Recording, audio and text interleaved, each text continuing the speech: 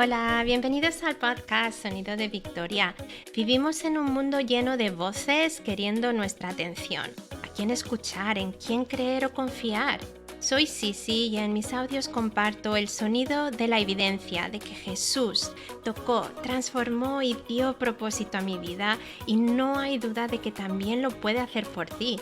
Los audios están disponibles en mi página de internet sonidodevictoria.com y en distintas aplicaciones como Samsung, Música Amazon, iTunes, iVoox y Podbean. Simplemente busca Sonido de Victoria. Confío en que te inspiren.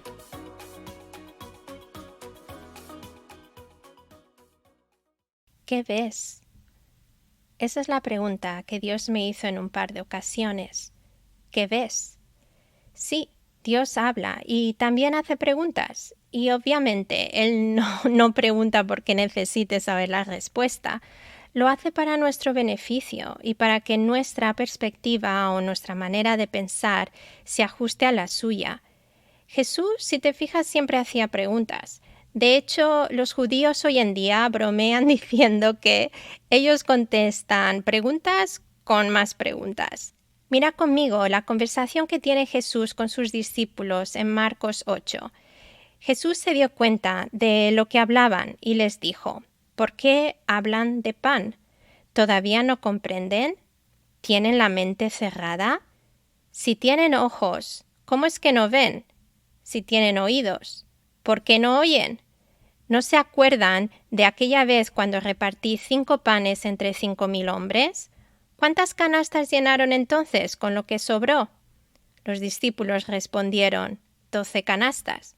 Jesús les preguntó: ¿y cuando repartí 7 panes entre 4,000, cuántas canastas llenaron? 7, contestaron los discípulos. Jesús les dijo entonces: ¿y todavía no entienden? Ok, si los discípulos pensaron que Jesús estaba hablando de pan cuando en realidad no lo estaba haciendo, ¿de qué hablaba Jesús? Lo podemos leer en los versículos anteriores. Dicen así: los fariseos llegaron a donde estaba Jesús y comenzaron a discutir con él. Para ponerle una trampa, le pidieron que demostrara con alguna señal milagrosa que él venía de parte de Dios. Jesús se molestó mucho por esto y dijo: ¿por qué siempre piden una señal? Les aseguro que no se les dará ninguna. Entonces Jesús los dejó, volvió a subir a la barca y se fue al otro lado del lago. Los discípulos habían olvidado de llevar comida y solo tenían un pan en la barca. Jesús les advirtió: les recomiendo que se cuiden de la levadura de los fariseos y de la levadura de Herodes Antipas. Los discípulos comenzaron a hablar entre ellos y decían: seguramente dijo eso porque no trajimos pan. Por un lado, la respuesta de Jesús me ha hecho reír en varias ocasiones. En mis palabras, es como si hubiera dicho: ¿habéis visto que no tengo ningún problema en multiplicar pan? ¿Acaso no puedo volver a hacerlo? Que no estoy hablando de pan. Este es un ejemplo claro de la diferencia entre cómo Dios ve las cosas en contraste a cómo las vemos nosotros. Jesús estaba hablando de la levadura encontrada en los que estaban en autoridad, Herodes y los fariseos. En otras palabras, Jesús utilizó una comparación con la palabra levadura. Si un poco de levadura hace fermentar toda la masa, asimismo el pecado en forma de maldad corrompe el interior del hombre y contamina a otros. Jesús les estaba advirtiendo de no seguir el modelo de esas personas. También este relato es un ejemplo claro de cómo nuestra perspectiva tiende a enfocarse en lo que vemos con nuestros ojos físicos y nos olvidamos de que somos creados a imagen y semejanza de Dios y que por lo tanto los ojos espirituales son sumamente importantes. ¿Qué ves? A veces medito en esta pregunta: ¿qué ves?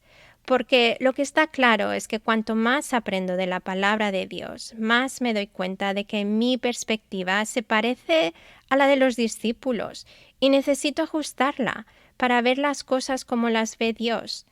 Constantemente necesito usar los ojos espirituales para tratar con otras personas, para madurar en mis relaciones con familiares, amigos, desconocidos e incluso mi relación con Dios.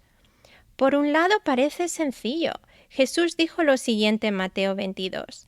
Amarás al Señor tu Dios con todo tu corazón y con toda tu alma y con toda tu mente. Este es el primer y gran mandamiento. Y el segundo es semejante. Amarás a tu prójimo como a ti mismo. Lo que Yeshua dijo no es un concepto nuevo. En la época de Moisés, Dios dijo esto en Deuteronomio 6.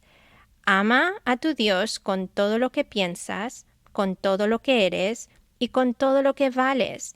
Apréndete de memoria todas las enseñanzas que hoy te he dado y repítelas a tus hijos a todas horas y en todo lugar, cuando estés en tu casa o en el camino, y cuando te levantes o cuando te acuestes. Las enseñanzas eran los 10 mandamientos. Si te paras un poco a leerlos, verás que se tratan de nuestra relación con Dios y nuestra relación con los demás. Fue lo que Jesús dijo, ¿verdad? Dios y tu prójimo. Si te fijas, ambos versículos, alejados por miles de años en el tiempo, empiezan con la misma palabra, amar. Amar es un verbo, necesita acción.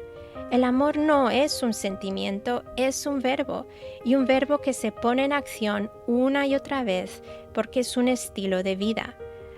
Amor ha sido demostrado y sigue siendo demostrado infinitamente por Dios hacia nosotros. Yeshua, nos ha amado primero para que podamos amar a los demás. En su tiempo en la tierra podemos leer cómo derribaba el sistema contaminado de las personas, cómo se trataban unas a otras, cómo pensaban, hablaban, actuaban. La verdad es que tú y tu prójimo, ambos habéis sido creados por Dios y ambos sois importantes a sus ojos. Trata a tu prójimo como tú deseas que tu prójimo te trate a ti. Cuando miras tus relaciones con otros, ¿qué ves?